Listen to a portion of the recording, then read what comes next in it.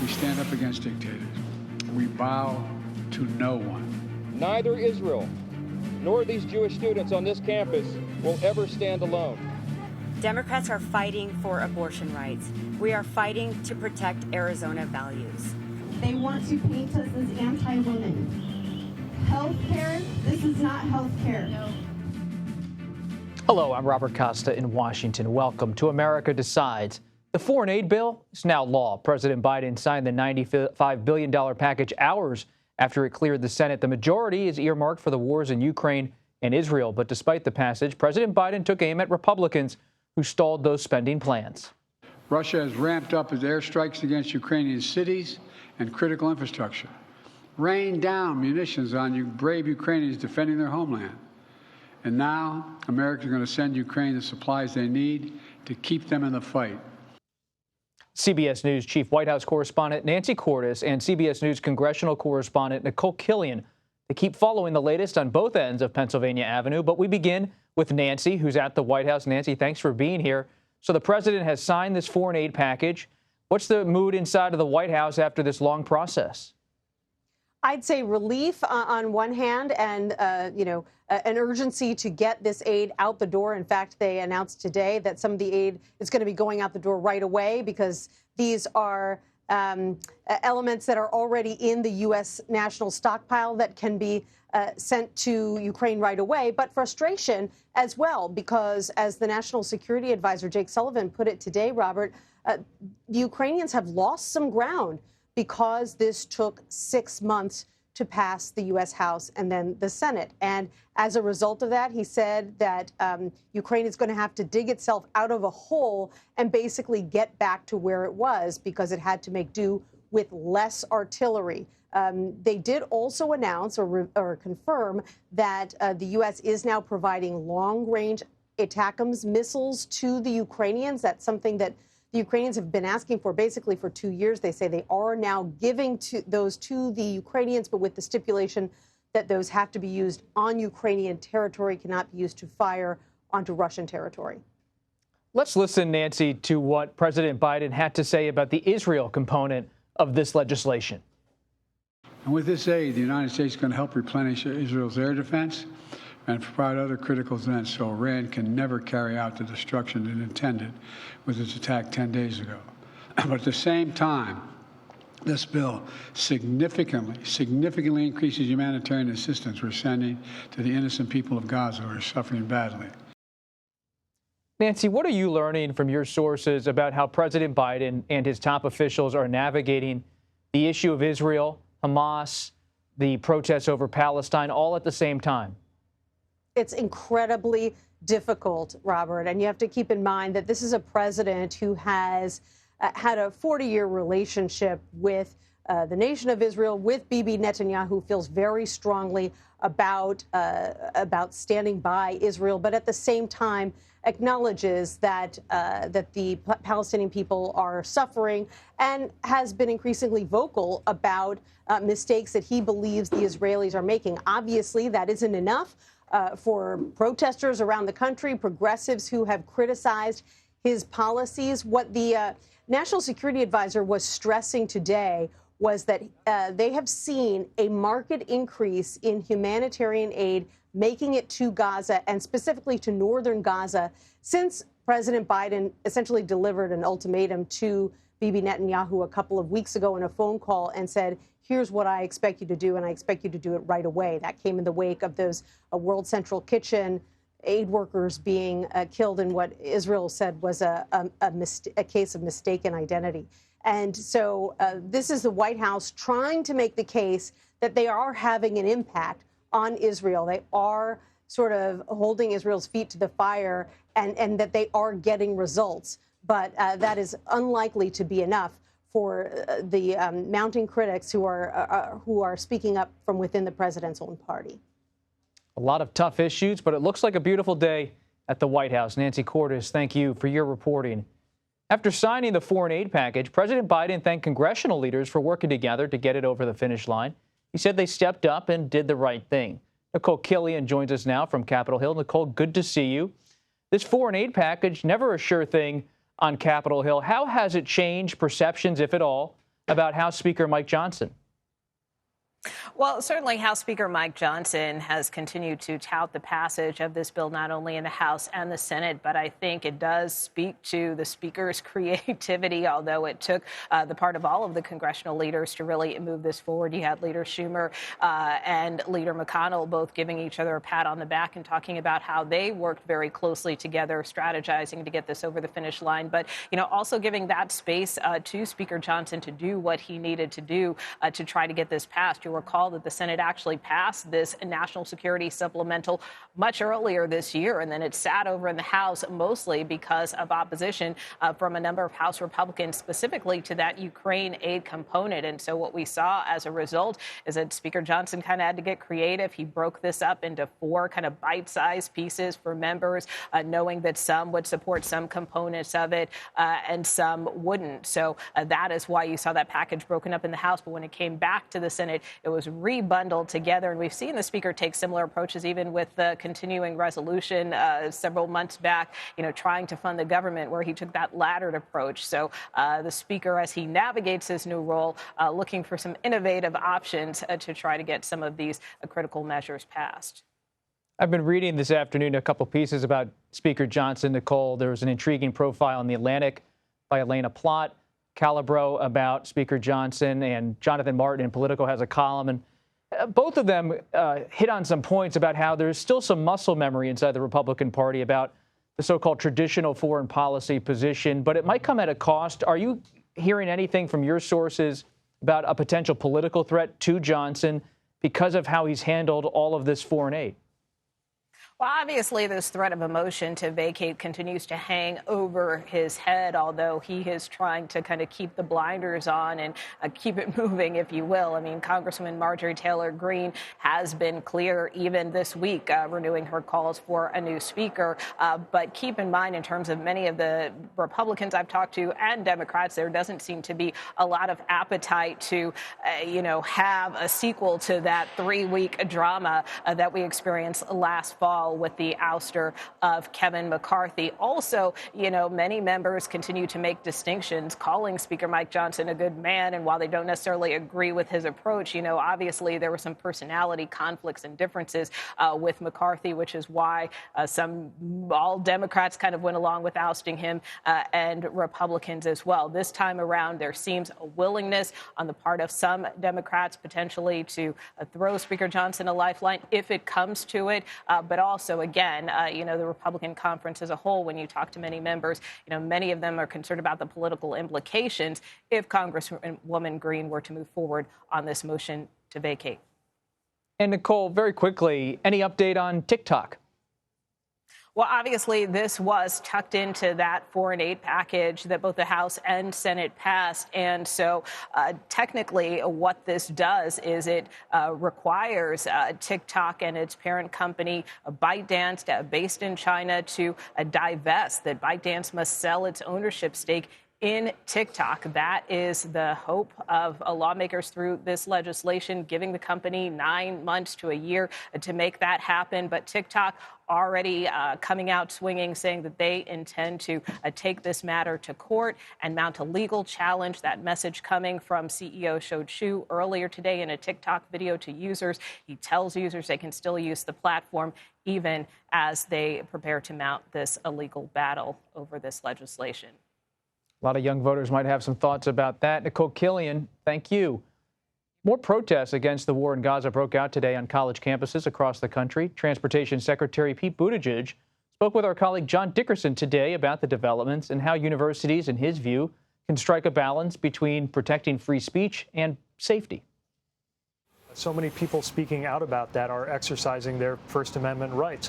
When you see something unsafe, that's very different. Any kind of harassment, any kind of intimidation, that is very different from the legitimate expression of First Amendment rights. And obviously universities, communities are navigating that right now. The bottom line is everybody deserves to be heard and everybody deserves to be safe. I don't want legislators telling me what I can do with my body. And if I need safe health care, then I should be afforded that. The abortion rights debate returns to the Supreme Court. We'll take a closer look at how the Idaho law could have an impact on emergency room care in that state and beyond. You're streaming America Decides.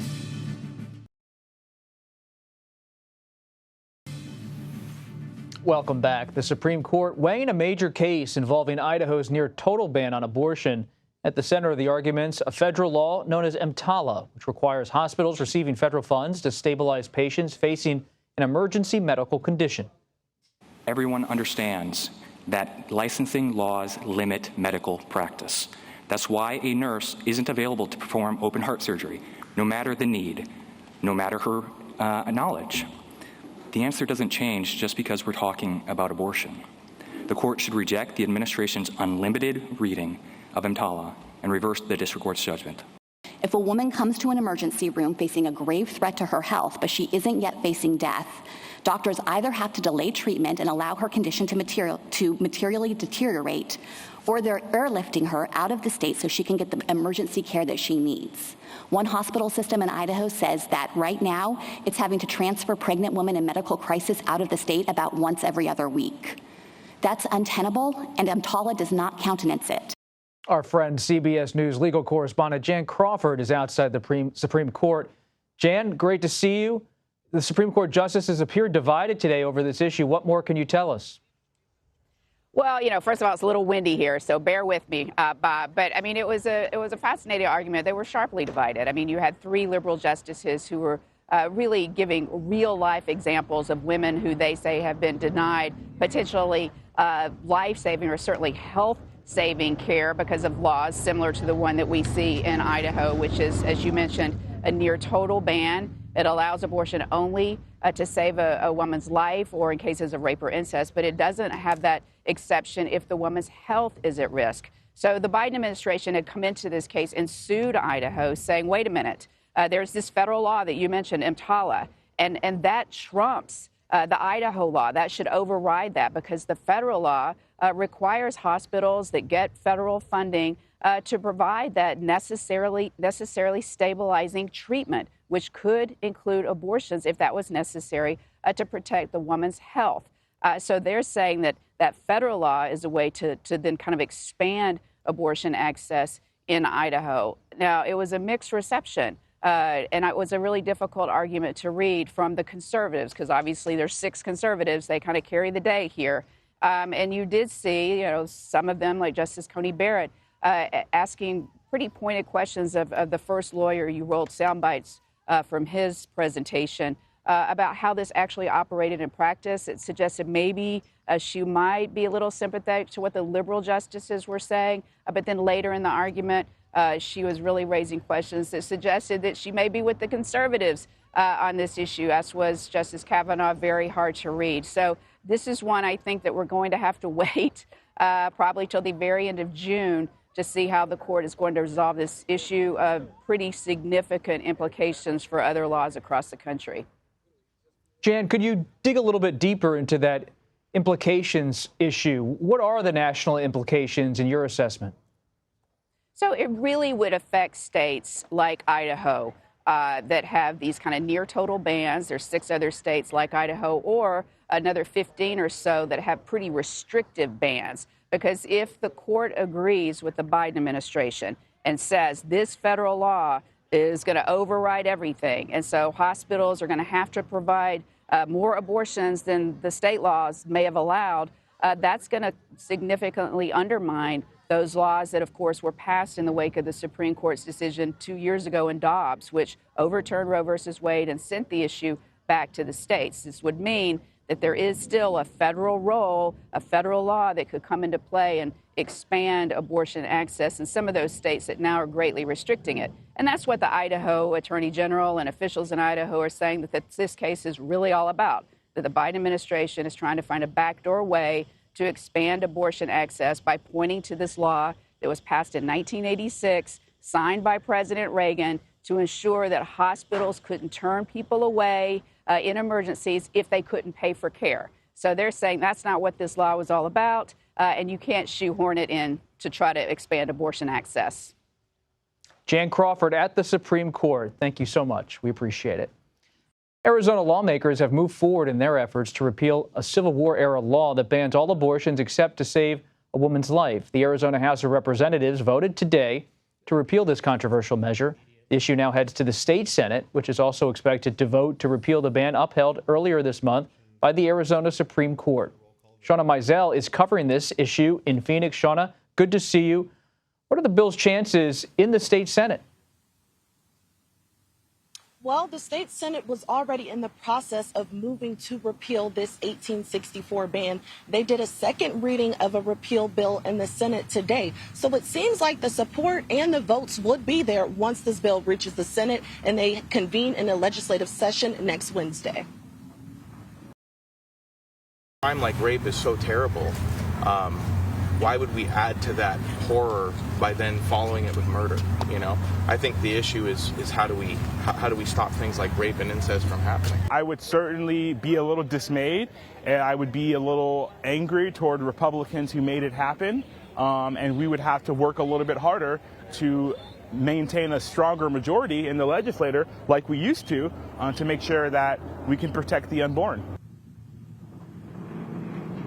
And so those two interviews really just highlight and display the division that has been here in Arizona on the issue of abortion. Both of those people I spoke to said that they oppose any repeal. They were really happy to see that 1864 ban be going into effect and really didn't even have support for exceptions.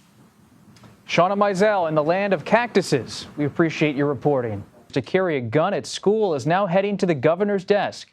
Lawmakers in Tennessee passed the bill on Tuesday. It would allow specially trained teachers to carry handguns in their classrooms. It's unclear if Republican Governor Bill Lee will sign it into law. Opponents of the law protested outside the Tennessee House chamber after it passed. Courting the Latino vote, it's a key battle in the 2024 campaign. Coming up, CBS News political director Finn Gomez and Democratic strategist Chuck Rocha are in studio. We'll talk with them next. You're streaming America Decides. Because we turned out in 2020, we achieved the lowest unemployment rate for Latinos in a long, long time. We cut Hispanic child poverty to record lows. We lowered the health care costs. We made historic investments in Latino small businesses. Welcome back. President Biden and his re-election campaign have been clear. They need Latino support. This November, several polls in recent months have revealed an increasing number of Latino voters preferring former President Donald Trump. So to discuss this, let's bring in CBS News political director Finn Gomez and Democratic strategist Chuck Rocha. Great to have you both here at the table. Chuck, do you buy this belief that Democratic support among Latinos is diminishing in some way? Well, it all depends what state you're looking at. The presidential election will not be run nationwide, even though the election will be nationwide. 70% of Latinos live in Florida, Texas, California, New York, Chicago. And not either one of the presidential campaigns will spend a dollar there to talk to any Latinos. But the Latino vote matters a lot in Arizona, in Nevada, in Philadelphia. So those polling numbers is what I watch because that's where we're spending money to try to convince them to vote for me. So when you take a national poll, you're taking on a lot of Latinos who haven't heard from anyone. So I think that's why you see a little differentiation in what the numbers say. You have seen erosion in those states that Chuck talks about. You have seen erosion from the Latino support in Nevada, in Arizona. Like, remember, Bob, as you know, those states came down to just, in some cases, tens of thousands of votes, 10,000, 11,000 votes in Arizona. Does Biden have a problem now? I know Chuck's talking about battleground states, so important. But there is a new national poll that came out today, a Pew Research poll that came out today that shows that 44% of Latinos nationally do support or are supporting Donald Trump. There is an issue there that the Biden campaign has to take with. They've tried. They've efforted campaign ads. They've efforted messaging changes, but there's still this erosion that exists. What are they going to do now? That is the big question. If there is an erosion that's happening, Chuck, why do you believe it's happening? As a political strategist, is it because of economic issues, social issues, something else? There's a number of things. One thing is we're splintered. When I was a young man, we had TV on 3 channels, and CBS was one of them. Now it's splintered all over the internet. It's hard to reach Latinos. The average age of a Latino is 27. We love to compare them to white voters and to black voters, and the average age of both of those voters are 44. So they're consuming differently, so they're harder to reach. And what you're seeing is a population come of age in a splintered media society. But is there an issue that's pushing some of them right? No, it's actually just getting to them. They know Donald Trump. That's why they only act that way with Donald Trump, because they all know him, because everybody knows him. I think it'll be much different when it's not a Donald Trump. What's the Trump campaign's read based on your conversations with people close to the campaign? Like they are saying that they know they're not going to win a majority of Latino voters. They understand that, but they need to just appeal enough off the margins in places again like Arizona and Nevada, even Wisconsin, where we've seen an increase of Latino population there since the pandemic, North Carolina as well, because of the job opportunities there. But they feel that they can pull off enough that they can be competitive or even win. And I think they're setting their sights primarily on Arizona and Nevada, and they feel very strongly that Florida has turned too much to the right for them to be worried about that in November. Latino voters, not a monolith, right? Not at all, no. Look at here. There's not a monolith right here. Not Me and Finn are both Latino. We couldn't be more different the way we That's just true. talk, or our fashion styles. Either way, we're very different. It's just like a voter. I'm slightly better looking, but yes. Whatever. We can argue that all day long. But when you talk about the voter, Texas voters, cowboy hats, buckles like me, but that Latino voter on the south side of Milwaukee is a newer immigrant. They're even younger than 27. So running your campaign, I think this is what Joe Biden's getting right. He's starting earlier. People give me lots of credit for Bernie Sanders and what we pulled off with Bernie. We started earlier. We expanded the target list, and that's what Joe Biden's done now. Every Democrat got a wake-up call 8 years ago when Joe Biden overperformed with Latinos, and now they're trying to right the ship, and I think they're headed down the right direction. They have time. They do have time. That's something that, 6.5 months out, they're spending, again, millions of dollars on Latinos, on Spanglish ads, which is something that is really unique. As the Latino electorate changes, you see more of that. So, the thing is, again, looking at these polls, if you're in Wilmington, if you're a top Democrat, there should be some concern as to how they play this with just 6.5 months left. Do you believe former President Trump could pick a Latino to be on the ticket? It would be smart. And the Trump bothers me every single day as a Democrat. He's an anomaly, but he's in a powerful anomaly where everybody knows him. We've talked about this. It takes a certain amount of money to build a name ID of a candidate where everybody knows you. He already has that. That's why being in a courtroom in New York City doesn't really hurt him, because they already know him. And then when you sprinkle in that he's talking about jobs in America, talking about the rigged system and things that he don't believe in, but he says because he knows that resonates with Latinos. And also there's an increase in small businesses since the pandemic that are I think it was about 35 to 40% are Latino owners. The new launches since 2019. That says something. And there's also this nostalgia for Trump that you do hear in some pockets of Latino voters, nostalgia of his economy from 2019. They often, sort of forget or erase 2020 as well with the pandemic, but there is some of that you're seeing in some of these battleground states, Bob. Latinos will be the biggest marginal universe in all of the country when it comes to who is the persuadable voters. They just have a bigger impact because they're concentrated where their votes mean the most. Yeah, and I think a lot of Democrats, as Chuck just said, feel that they will come home. But, ultimately, when it gets closer to the election, we get closer to November, they will see the contrast between Donald Trump and Joe Biden, and they will come home and rely on things like immigration. His position on immigration as opposed to Donald Trump and other issues. Finn Gomez, Chuck Rocha, thank you so much for swinging by America Decides. We appreciate it. Thanks, Bob. New Jersey Congressman Donald Payne Jr. has died. His office says he was hospitalized for the past 2 weeks after suffering a cardiac episode related to complications from diabetes. The Democrat had served in Congress for 6 terms. He succeeded his father, who also died while in office. Donald Payne Jr. was 65 years old. Pennsylvania's primary day, perhaps a protest vote. Ahead, how Republicans in the swing state are sending former President Trump a message by supporting Nikki Haley. Anthony Salvanto joins us next with more on how it could affect both Trump and Biden in November. You're streaming America Decides.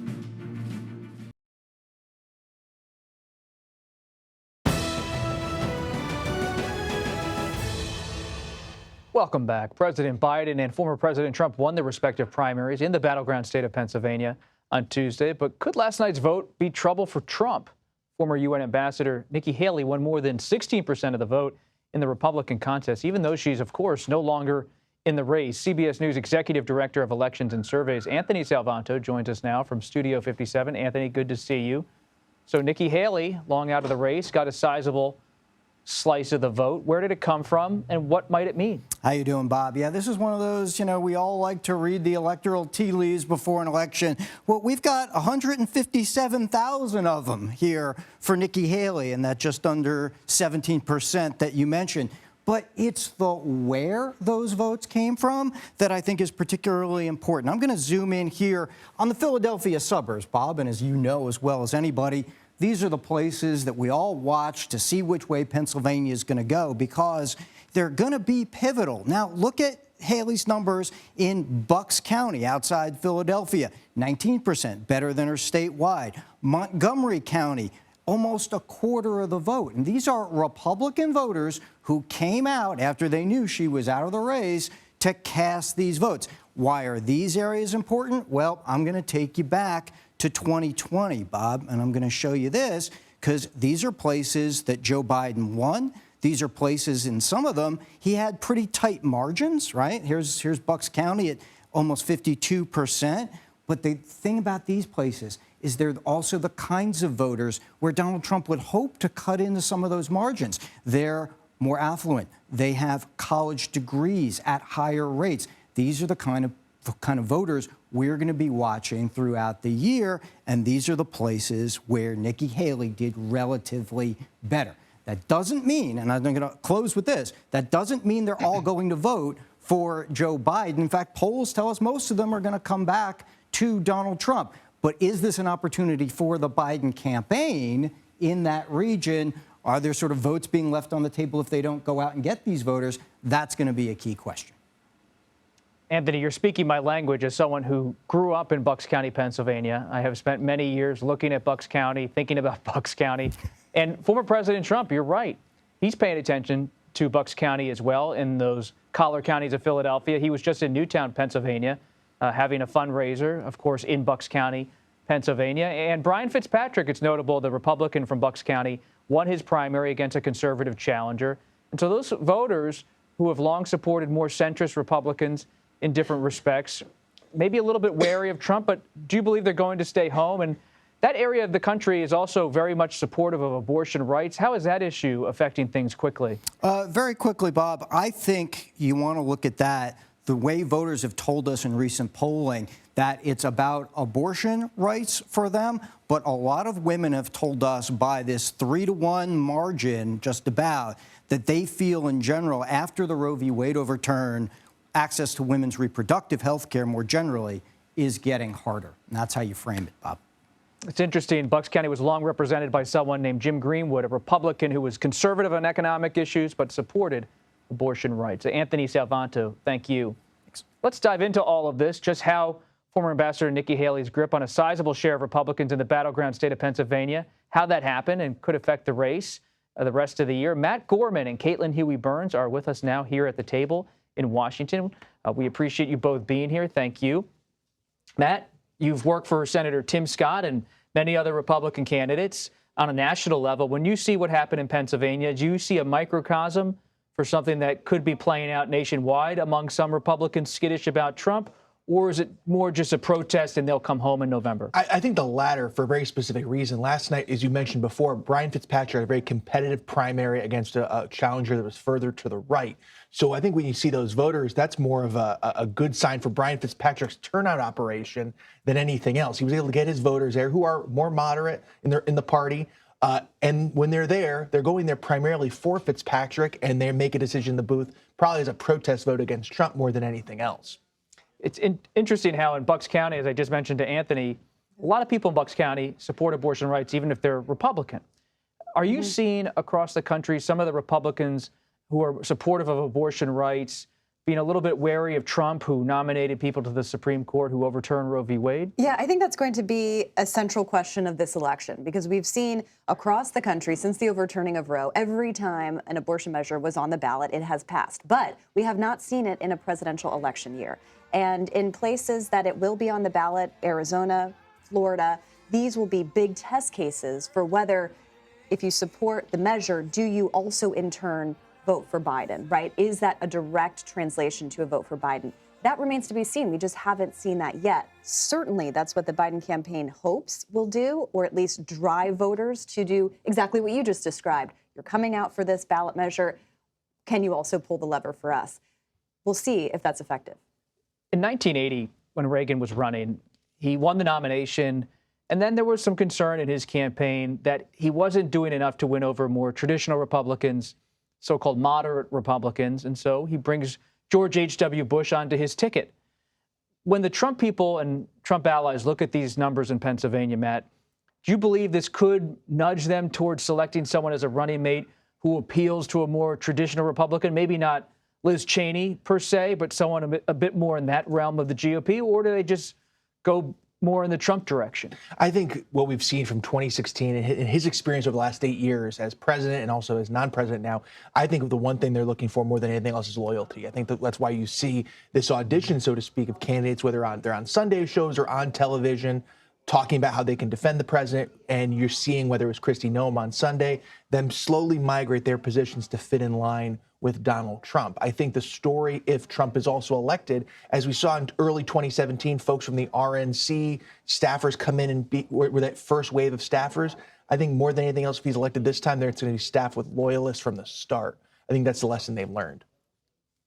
Caitlin, I've been in New York all week covering this historic criminal trial, former President Trump. Do you believe some of the voters who went for Haley in Pennsylvania, might they have reservations about having a possible felon on the ticket as their nominee in November? Or do you believe, based on your reporting, do you conclude that these issues are already baked in, the legal challenges for Trump as they look at the Trump campaign? Well, it's interesting when you talk about Haley voters, because we're kind of all trying to figure out where they go. Obviously, they weren't sizable enough to overtake him in the primary, but are they sizable enough to make the difference in the margins in the general election? My own experience covering a lot of Haley events, a lot of those voters were already kind of aligned with Democrats. A lot of them said that they were kind of disaffected Democrats and were looking for kind of a new home. Do they turn out for Biden? Do they stay home? Do they convert to Trump? I don't anticipate that a lot of them do.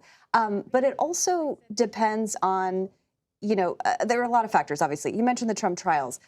Is it baked in, or the image of Trump every day repeating the kind of salacious details of the Stormy Daniels saga? Does that kind of remind those suburban voters reasons why they moved away from Trump in the past elections? If that's true, maybe the gag order in the case will be helpful to Trump if he's not able to talk about those issues. What about for President Biden, Matt? Does he look at these numbers in Pennsylvania? Do Democrats look at these numbers and see an opportunity? And should Republicans be worried that Democrats could say to these traditional Republican voters or Brian Fitzpatrick voters in Bucks County, hey, we're here for you. We're offering you an alternative? I think what's interesting is how Biden is going to message this, because we've all said for the better part of a decade now, and we've said, this could be the thing that finally turns suburban voters against Trump.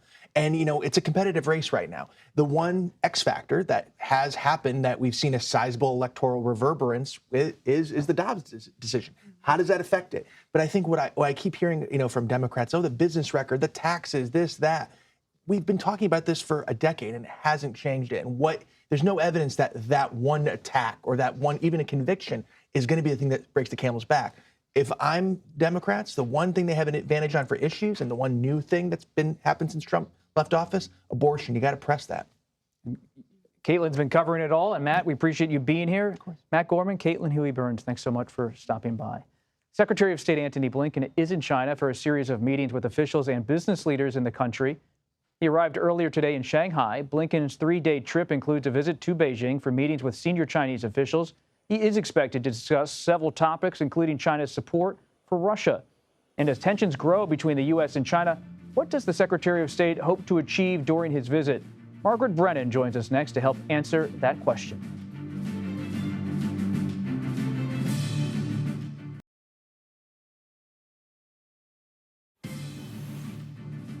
A U.S. official has confirmed to CBS that there are 5 unaccounted for U.S. hostages presumed living, believed to be held by Hamas or terror groups in Gaza.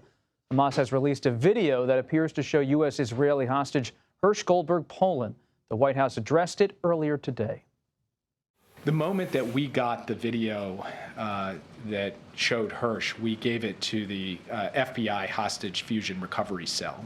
Those are the experts who have the technical capacity to actually look at that video and discern or at least assess with as much specificity as possible the answers to your questions. They are in the process of doing that. I'm not going to get ahead of that assessment. CBS News Chief Foreign Affairs Correspondent Margaret Brennan joins us now. She, of course, is also the moderator of Face the Nation. Margaret, great to see you. What more can you tell us about this video? Well, this is a new tactic by Hamas.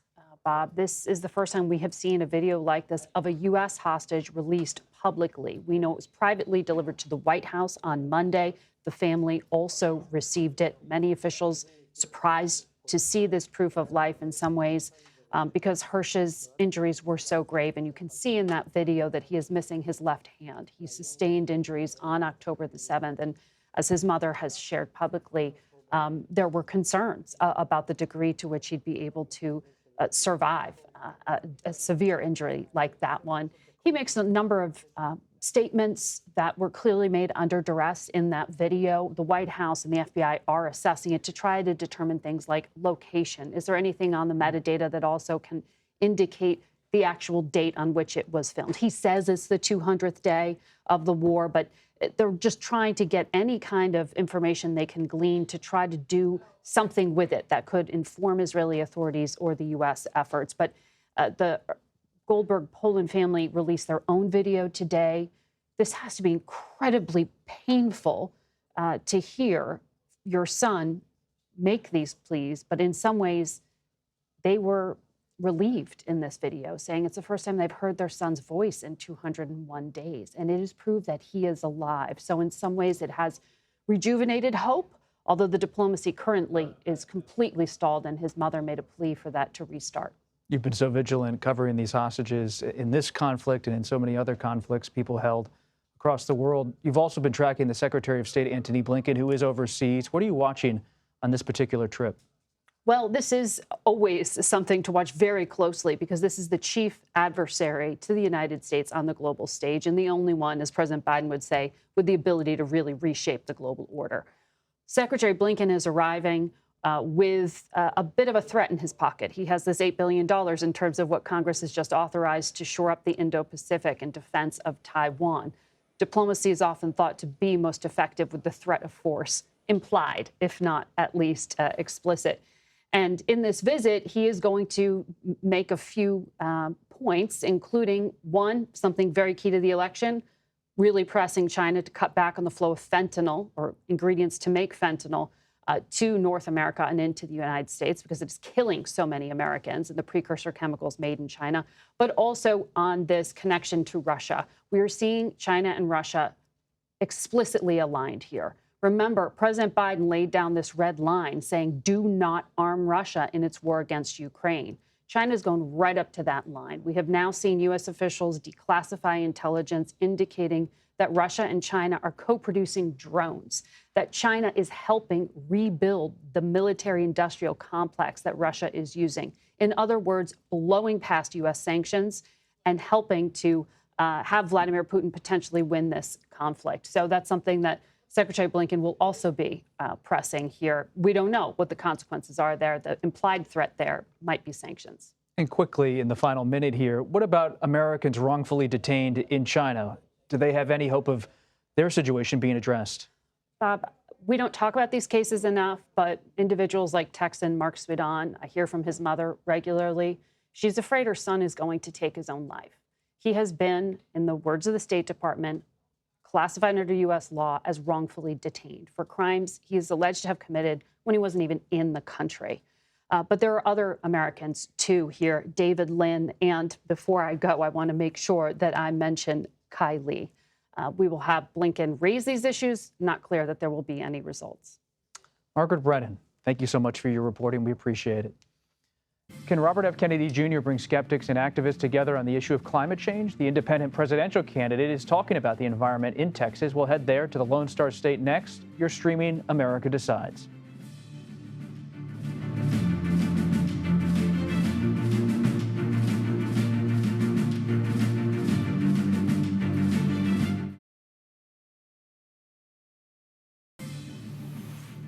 Welcome back to America Decides. We turn to the race for the White House, where independent presidential candidate Robert F. Kennedy Jr. is in Dallas speaking at a conference about environmental issues. That is where we find our campaign reporter, Allison Novello, who is covering the event for us tonight. Hi, Bob. I'm Allison Novello. I'm here in Dallas, Texas, where I'll be covering Robert F. Kennedy Jr.'s latest speech on the campaign trail regarding environmental policy. Now, the candidate says he's going to address some of the challenges that the environment is facing and present some solutions for the issue. It's also important to note that the environment is one of the major reasons that Nicole Shanahan, his vice presidential pick, decided to join the campaign to begin with. But in recent days, his colleagues, former colleagues from his past as an environmental lawyer, have decided to openly call for the candidate to drop out of the race and suggest that he's a spoiler for Trump. Now, the campaign insists that this isn't the case, and they have continued to move forward and talk about the issue. And today's event marks the second event in just a few days that the candidate has decided to talk about environmental policy. Back to you, Bob. Allison Novello, thank you. House Speaker Mike Johnson visited Columbia University today as pro-Palestinian protests continue there. Student demonstrations are happening on campuses across the country, like here at the University of Southern California. CBS News' Nancy Chen spoke with the Speaker of the House about the protests. Speaker Johnson, what is behind your call for the president of Columbia University to resign? Is that what students want? Well, she's not maintaining order here, and that's of great concern to millions of American people. We're seeing protests like this on other campuses around the country. By some estimates, as many as 200 campuses have some version of this. But this one stands out because of what's happened here. We met with Jewish students today before we came to the press conference who told us that they are in actual fear of their lives. They've been intimidated and threatened, and they're not allowed to attend classes because of their ethnicity or their religious belief. That's not who we are as Americans, and this has to come to an end. You have called for possibly revoking federal funding for universities as well as some of the student visas for these protesters. Why would that be necessary? Well, because we need accountability.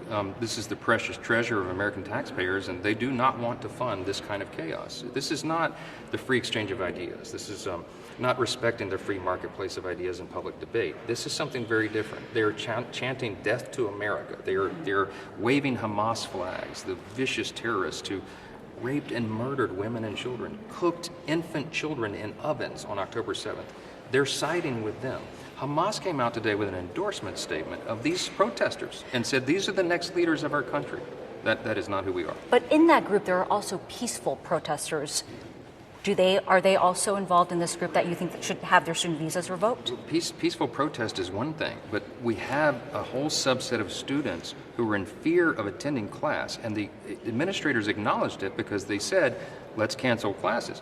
I talked to students today with tears in their eyes who are trying to prepare for finals and all the stresses that comes with that. And now they're worried about their physical safety. We need the administrators of these universities to get control of the situation, and if they can't, then we need the National Guard, law enforcement, or someone to come in here and take control. Progressive Pennsylvania Congresswoman Summer Lee prevailed in her primary race last night. She represents the state's 12th district in Pittsburgh. Lee, who has been critical of Israel's military handling and its military actions in Gaza, easily defeated her Democratic challenger in a race some thought she would maybe lose or at least be close. Meanwhile, former local news anchor Janelle Stelson won her Democratic primary in the state's 10th district around Harrisburg, the capital. She now faces Congressman Scott Perry, who has been criticized for efforts to help former President Donald Trump overturn the 2020 election. And if you live in California, getting through airport security may become more of a hassle. A bill heading to the state Senate there would restrict Clear, a tech company that verifies travelers and allows them to skip those TSA lines. The revised proposal prevents Clear from expanding to new airports until they receive their own security lane. Critics of Clear say it allows wealthier customers to pay a fee and skip ahead of other passengers who've been waiting in the same line. That does it for today. We'll be back with another edition of America Decides tomorrow at 5 p.m. Eastern.